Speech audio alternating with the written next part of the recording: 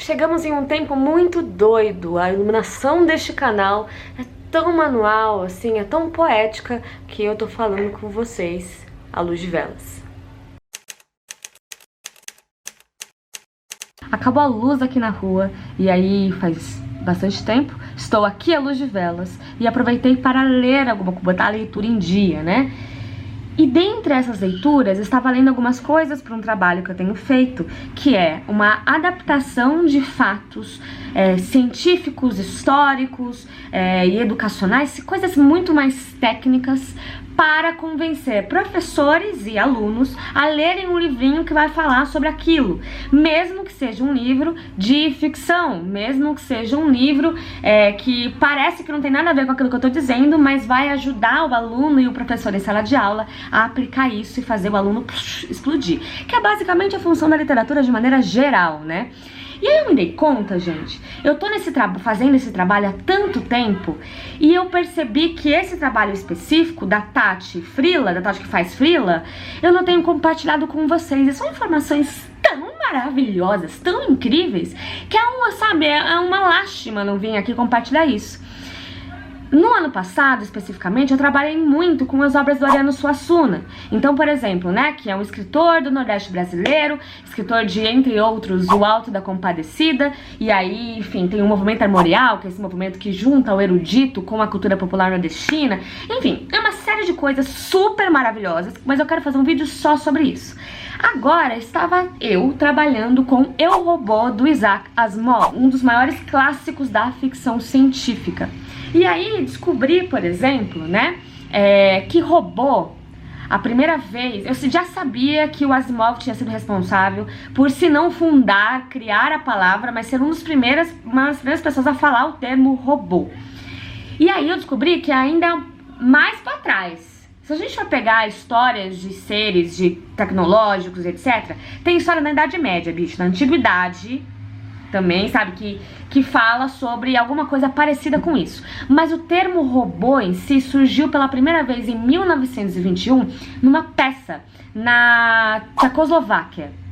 E aí nessa peça eles usam esse termo para significar, presta atenção, trabalho compulsório. E na palavra tcheca, que era robô, né, o hobby, ou seja, essa raiz, sabe o que significa R-O-B? Escravo. Então o robô nada mais é do que alguém que faz um trabalho compulsório de maneira escrava. Agora, dá uma pausa, vamos abrir parênteses. Se a gente pegar a história da humanidade, o homem lá na pré-história, caçando seus bichinhos para comer, colhendo seus leguminhos para comer, né? E vivendo, migrando, né? Ele andava de lugares em lugares, não parava. Aí chega um momento que ele para. A partir do momento que ele para, ele começa a cercar o seu ambiente. Para quê? Para ter mais controle. O que está dentro da cerca é meu, o que está fora é outros 500. Aí dentro, e assim, gente, lembrando, estou só compartilhando com vocês curiosidades, não tô dando aqui uma aula de história, nem nada do tipo, tá? Tô só dando essas curiosidades pra vocês entenderem como literatura é massa demais, bicho. Tá, aqui voltando. O homem lá na pré-história, aí ele começa a cercear animais domésticos, né, porque são seus. A Regina Navarro Lins, que é uma sexóloga super importante, tem um vídeo aqui no canal com ela fala, inclusive, ela tem uma teoria que essa ideia da posse que homem tem com mulher vem dessa época, porque quando o homem cerca o seu terreno, tudo que está dentro da cerca é dele, a mulher também é dele, a mulher também é uma posse. Mas isso é outro assunto, tá? Eu não vou falar sobre isso hoje, tem lá no vídeo com a Regina Navarro, clica aqui no card. Pois bem, e aí ele começa a cercar e ele também começa a entender, ter uma ideia sobre o trabalho coletivo, né? Você sabe caçar, então você vai lá e caça. Fulano sabe plantar esses negocinhos, sabe mexer aqui na terra, beleza? A outra fulana aqui sabe tecer os negocinhos com a pele da ovelha. Demorou, sabe? Cada um faz o seu e aí tem um trabalho coletivo. No decorrer dos tempos, essa coisa do trabalho fica tão importante e já bem parecido com o momento atual, que as pessoas começam a trabalhar para tudo, Se não trabalha, não tem comida, não tem casa, não tem cerca, não tem nada, né? E morre. Ou seja, se não trabalha, você morre. Sobretudo com, né, o sistema capitalista que a gente vive. Já vou chegar nessa parte. E aí chega num ponto que a sociedade também começa a se identificar com os seus trabalhos. Então tem Roberto Escrivão, sabe? É quase um sobrenome da pessoa. Maria Costureira, sabe? E aí, quando esse trabalho, a ideia de trabalho vira um cerne, vira o objetivo principal do ser humano, quando surge uma possibilidadezinha de uma maquininha, e não tô falando de máquina tecnológica não, tô falando, sei lá, da máquina de tecelagem que deixa mais fácil fazer os negocinhos. Gente, há relatos e há vários quadros de artistas plásticos da época mostrando de famílias inteiras se reunindo para entrar, invadir lugares, para destruir esses maquinários. Tamanho era o medo de acontecer, né, desse maquinário tomar conta daquilo que eles faziam diariamente. Até porque o trabalho era quase uma coisa hereditária. Você, pai, ensinava para o seu filho fazer a mesma coisa que você. A gente tem um pouco isso hoje, mas na época era exatamente assim que acontecia. E aí a gente tem o advento da Revolução Industrial, com a tecnologia comendo solta, e aquele trabalho manual, quando vão entrevistar, quando vão perguntar para os operários o que eles estão achando, eles também já começam a entender o termo, que eles falam que estão trabalhando feito robôs, né? E feito robôs por quê? Porque está fazendo o mesmo trabalho todos os dias e não pode reclamar, porque se reclamar tem outra pessoa que vai tomar seu lugar. E se não for outra pessoa, é outra máquina. Aí a gente volta a cena para esse ambiente aqui de robô, para essa ideia aqui de robozinho, e a gente fica misericórdia, trabalho compulsório, e aí a gente tem um trabalho escravo.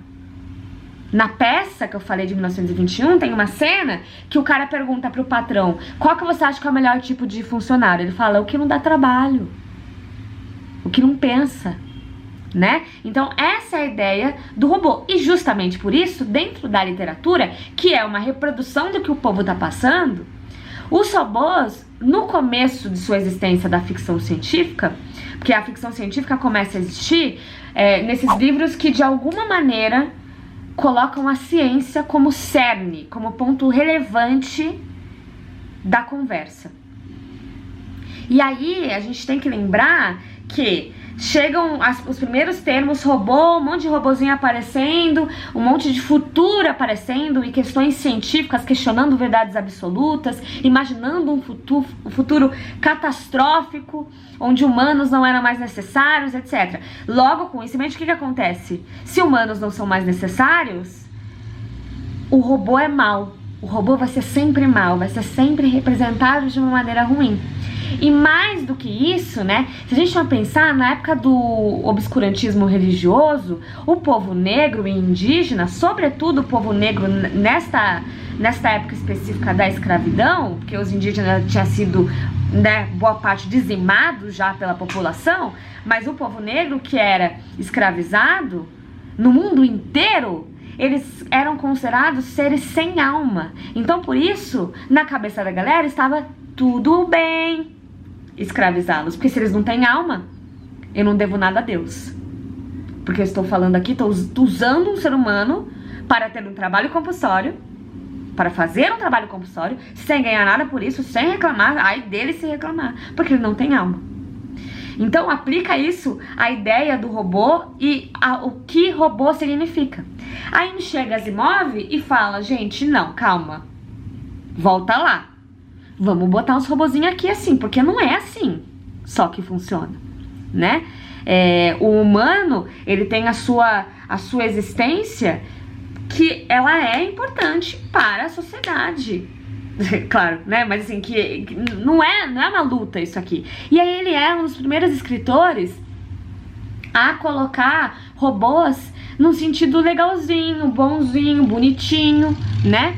Em Eu, Robô, a gente tem um jornalista que vai entrevistar uma cientista e ela vai contar pra gente histórias, um livro de contos, né? E são 9 histórias, se eu não estou enganada, e histórias que essa cientista passou. E todas essas histórias têm robôs que são os protagonistas dessa história e os humanos que estão à sua volta. Só que aí esses robôs, cada um tem a sua função, a sua definição. Então tem um robô empregado doméstico, tem um robô que é da fábrica, tem um robô de várias coisas. Só que todos eles se ligam por um único ponto em comum, né? Eles têm que seguir as 3 leis da robótica. Mas a maneira, por exemplo, uma das leis, né, de você não machucar, você não pode machucar o ser humano. Então, só que olha como é amplo, né? De que maneira o robô pode aplicar isso? Porque ele não é um humano.